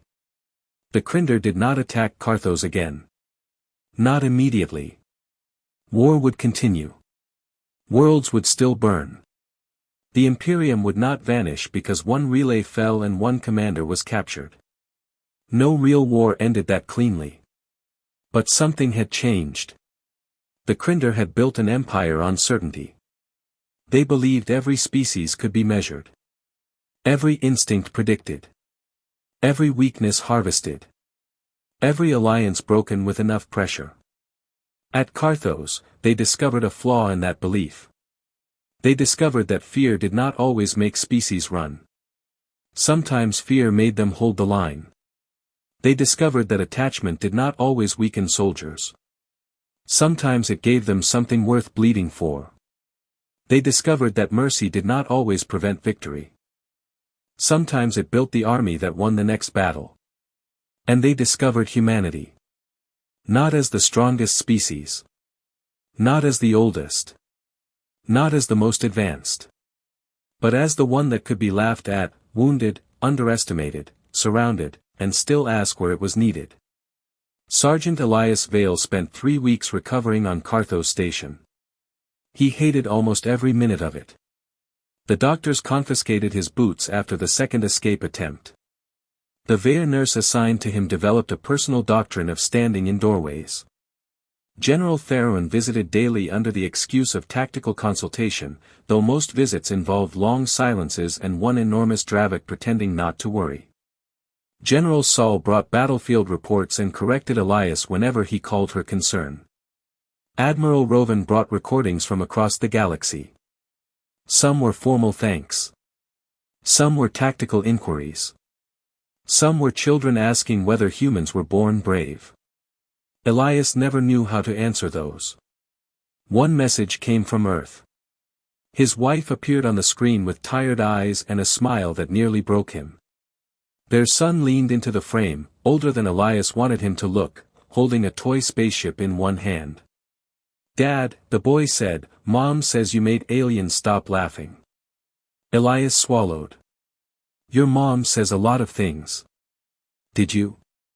Elias looked beyond the screen, toward the alien station, toward the ships in orbit, toward a galaxy still at war and somehow less alone than before. "I had help." His son thought about that. "Are the aliens our friends now?"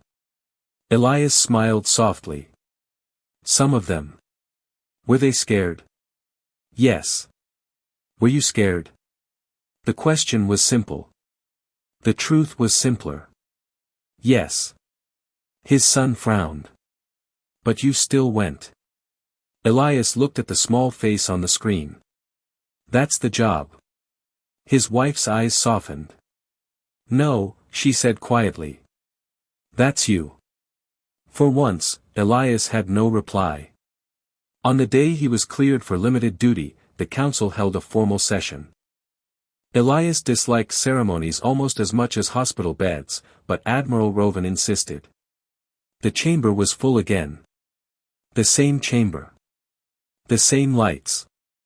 The same war table. But everything else had changed. When Elias entered, he did not enter alone. Team 9 walked with him.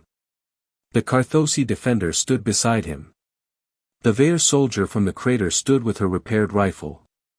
General Theron waited at the center of the chamber. General Saul stood with the council guard. Admiral Rovan raised one hand for silence, though silence had already fallen. Sergeant Elias Vale of Earth, he said, you arrived at Carthos as one soldier among doubters. You fought not for glory, not for conquest, and not for pride alone. You fought for strangers. You changed a battlefield. More than that, you changed those who stood upon it. Elias kept his face still. Barely. Rovan continued. The council records your service. The council records Earth's answer. The council records that when the galaxy asked for aid, humanity came. He lowered his hand. General Theron stepped forward. In his hands was a Dravik war blade, short by his standards, enormous by human ones. Its edge was ceremonial, carved with marks that represented witnessed courage. Theron held it out. Among my people, this is given only to those who stand when standing is unreasonable. Elias accepted it carefully. It's heavy. Yes. Of course it is. Saul stepped forward next. She gave him a small Vair command token, black and silver. This grants you the right to speak in a Vair war chamber without being dismissed. Elias looked at it. That was not already allowed. No. Good to know. The Salkan representative presented a thread of living silk that shimmered with faint light. The Maresh gave him a tactical slate containing every confirmed irregular strategy from Carthos. The Carthosi defender gave him a stone from Valley 9. It was small, dark, and rough. Elias took it last. The Carthosi said, "Stone remembers." Elias closed his fingers around it. So do we. Admiral Rovan looked across the chamber. Sergeant Vale, do you wish to speak? Elias did not. But he knew silence would become too much like fear if he let it. So he turned toward the chamber that had once laughed at him. I'm not good at speeches. General Saul murmured, accurate. Several translators caught it. A ripple of quiet amusement moved through the room. Elias glanced at her, then continued. When I arrived, you saw one human. You thought that meant Earth had sent too little. He looked at the war table. Maybe we did. Maybe I should have had an army behind me from the start. But I need you to understand something about humans. He lifted his eyes. We are not brave because we are fearless. We are not dangerous because we are the strongest. We are not loyal because it is efficient. We are not stubborn because it is logical. The chamber listened. We are what happens when a fragile species spends its whole history learning that survival is not guaranteed, that tomorrow is not promised, and that the person next to you may be the only reason you live through the night. His hand tightened around the Carthosi stone. So we come back. We come back for the wounded. We come back for the lost. We come back for the ones who laughed at us, because the battlefield does not care who was wrong yesterday. General Theron lowered his head. Elias's voice grew quieter. You asked where humanity stands. He looked around the chamber. Where needed. No one moved. No one laughed. Then the first sound came from the back of the chamber.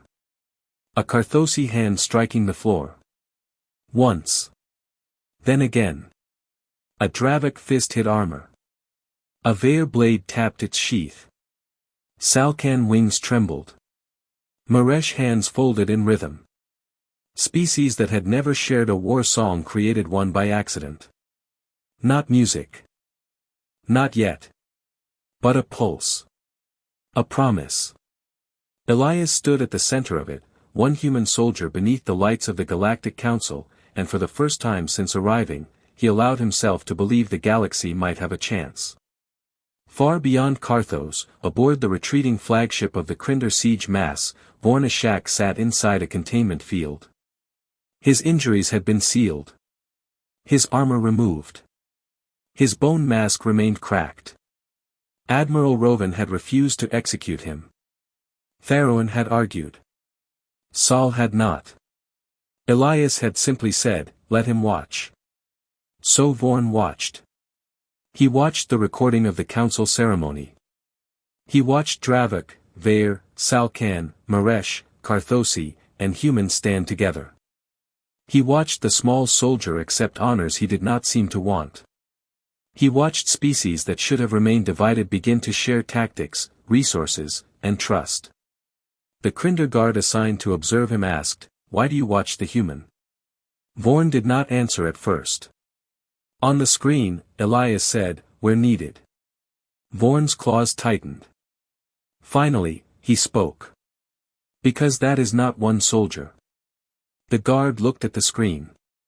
"It is." Vorn's cracked mask tilted. "No." For the first time in his life, the Krinder commander understood why the relay had fallen. It had not fallen because of explosives. It had not fallen because of one human trick.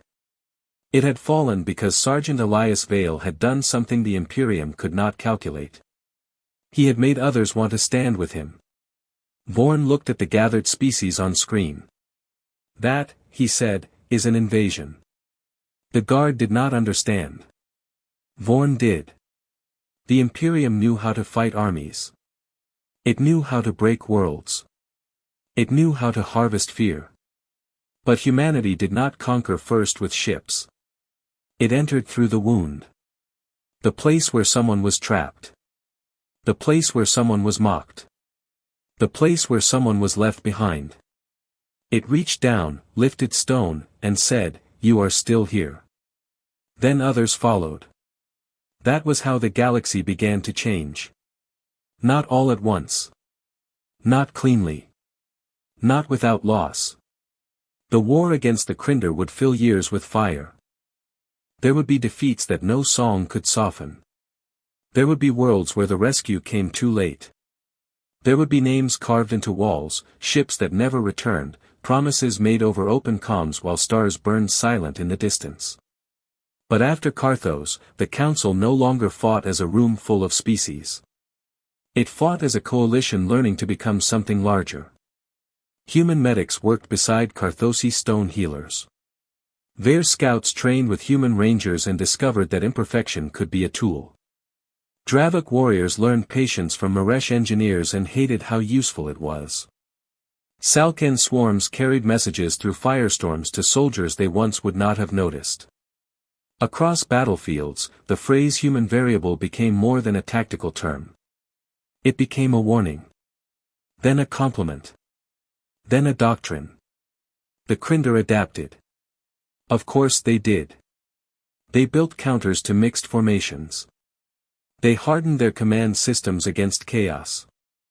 They studied human rescue behavior and laid traps for it. Some traps worked. Many did not. Because humans were not magic. They were not invincible. They were simply very hard to convince that the end had arrived. And now the galaxy was learning that too. Months after the first battle, Sergeant Elias Vale returned to Valley 9. The relay ruins had been cleared. The glass basin marked.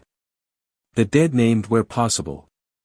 Carthos' wind moved through the red grass, softer than it had been on the day he ran through it under fire. He went alone at first. Then discovered he was not alone at all. The Vair soldier from the crater stood near a memorial stone. The Carthosi defender sat beside the place where the shield wall had fallen. The Maresh engineer from Team 9 adjusted a small recording device. The Salkan signal worker hovered above a patch of red flowers. General Theron stood at a distance, pretending not to be part of the gathering. General Saul stood beside him, pretending not to know. Admiral Rovan arrived last. Elias looked at them all. This was supposed to be quiet. Rovan smiled faintly. "It is quiet." Theron snorted. "For a battlefield." Elias walked to the memorial stone. Names covered it. Not separated by species. Not ranked by importance. Just names. He placed the small Carthosi stone he had carried since the ceremony at its base. For a long time, no one spoke. Then the Vair soldier said, "When you pulled me from the crater, I believed you were wasting time." Elias glanced at her. "You told me that later." "I was wrong. You people are getting better at saying that." She ignored him. "I now command mixed rescue doctrine." "Good. I teach that no soldier is irrelevant while alive." Elias looked at the memorial. "That's a good lesson." The Carthosi defender touched the stone wall. "Stone remembers." The Maresh engineer added softly, "Records remember." The Salkan clicked, "Swarms remember." Tharoan stepped closer. "Warriors remember." General Saul looked at Elias. "And humans?" Elias watched the red grass bend in the wind. "Humans try." The answer was not grand. That was why they believed it. Above them, ships crossed the sky. Council ships. Human ships. Repair vessels. Patrol craft. New formations for a new war. Elias could hear distant construction from the rebuilt shield stations. Carthos was scarred, but alive. The galaxy was scarred, but alive. For now, that was enough. Admiral Rovan stood beside him. "I have often wondered," the old admiral said, "what would have happened if the chamber had not laughed." Elias gave a tired smile. "I probably would have had an easier day." "Would you have fought differently?" "No." "Would you have saved the wounded?" "Yes." "Would you have walked into the shield?" "Probably." "Would you have mocked a Crinder commander while injured?" Elias considered that. "Almost definitely." Rovan's smile deepened. "Then perhaps the laughter changed us more than it changed you." Elias looked up at the sky. That's usually how underestimating someone works. In the years that followed, the First Battle of Carthos became many things. To soldiers, it was a case study in adaptation. To politicians, it was the moment Earth became impossible to ignore. To children, it was the story of one human who arrived alone and made giants stop laughing. To the Crinder, it was the first crack. But to those who were there, the truth remained simpler. They remembered a chamber full of powerful species. They remembered the living tanks and perfect soldiers and ships large enough to darken a moon. They remembered the door opening. They remembered one transport. One ramp. One human soldier. They remembered laughing. And then they remembered the battlefield. The smoke. The wounded. The relay. The silence after it fell. They remembered that the human did not win because he was bigger. He was not. He did not win because he was stronger. He was not. He did not win because he had no fear. He had plenty. He won the first impossible inch because he looked at a war no one knew how to fight and refused to become what the enemy expected. He studied. He moved. He saved. He bled. He adapted. He came back. And by doing so, he reminded the galaxy that the smallest figure in a war room may carry the largest answer. So when new recruits joined the Council Defense Fleet, they were shown the recording. Not the ceremony. Not the speeches. Not the honors. The first recording. The one from the war chamber. The Dravik arriving with living tanks. The Vair standing perfect and cold. The Council ships hanging above the moon. The small Earth transport docking at the edge of history. The human walking down the ramp. The laughter. Then the question. Where do you need me?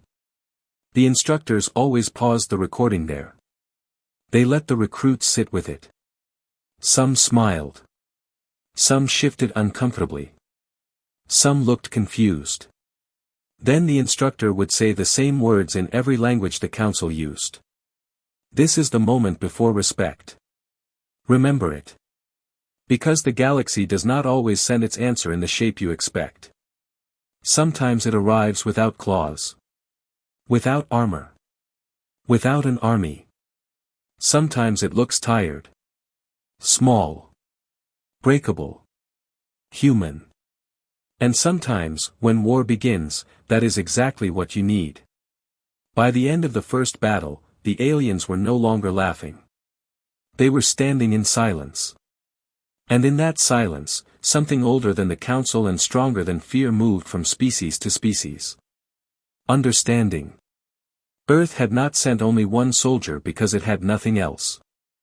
Earth had sent one soldier because one was enough to ask the first question. Where do you need me? The rest of humanity was already on the way.